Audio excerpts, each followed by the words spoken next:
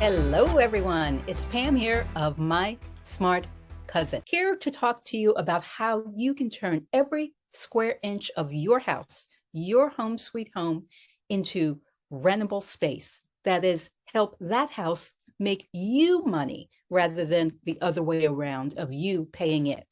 And the three takeaways that we're going to really focus on is one, start looking at your house, put on your glasses and view your house as something that can give you rent checks.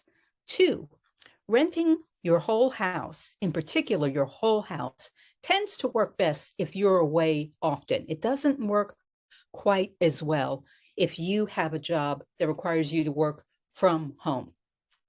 And then three, renting a little used space, a space that, gosh, you almost have forgotten that you have your garage, for instance, or a spare room. That can be a great way to generate cash flow. So let's dive right into it with the advantages of turning your house into a moneymaker. So, of course, one is good old cash flow, good old money. A big advantage of looking at your house as something that can be an investment and pay you is that that house can then help cover your mortgage or cover your property insurance or cover other expenses associated with the home. That's one. Another advantage is that you can begin to think about your house in terms of chunks, rentable chunks, rentable zones, rather than as an all or nothing proposition. And when you do that, you then suddenly start to see areas that you can rent. Three, by renting out your home, and in particular, by thinking about certain portions of it that never had occurred to you before, but that would make ideal spaces for someone else, you're able to still make use of the home, but maybe not the outside part of the home. So, for instance, if you have a lovely yard, that could make for a great rental space for a family reunion or for someone who is looking to have an outdoor party. Now, of course, there have to be downsides of renting your abode. One, and probably the biggest one, is going to depend on your own personality and personal style. If you're someone who really doesn't want folks underfoot, well, then it's clearly going to be a big downside to certainly have to start sharing that space.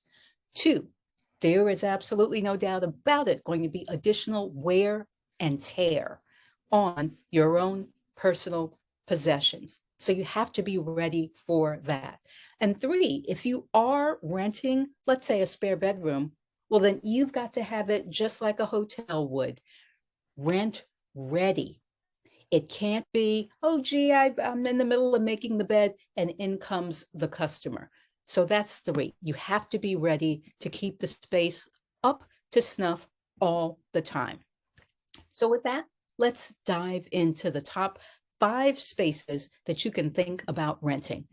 One, and this is the tiniest possible space that you could rent, is a couch.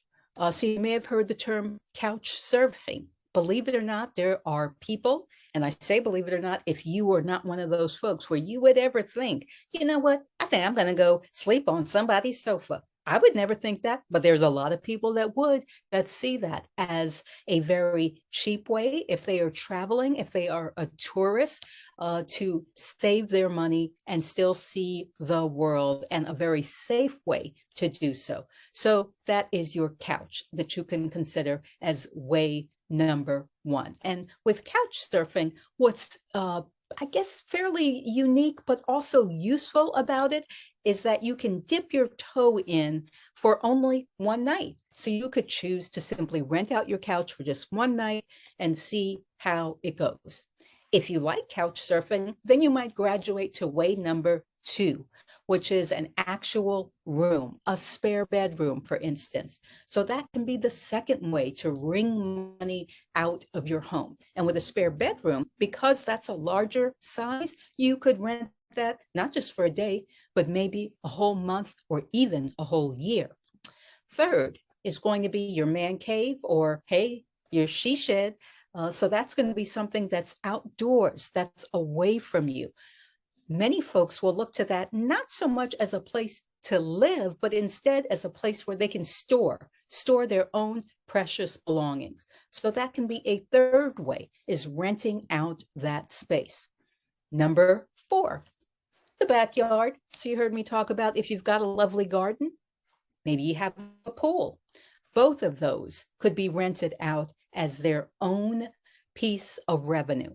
And the beauty of it is not only could you rent out the backyard to one family, as a for instance, but at the same time on the same day, you could be renting out the spare bedroom or couch to another person. And then lastly is, of course, the whole shebang. In other words, the entire home. So that works particularly well if you know you're going to have to be away for work or maybe on vacation.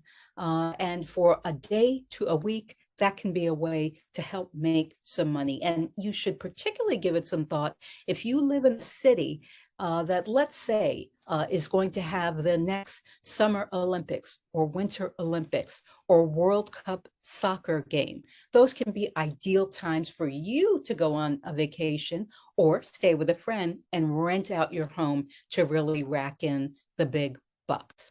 So that's it. Those are the top 5 ways that you're able to make the cash register ring for you on your home rather than the other way around, with you only paying.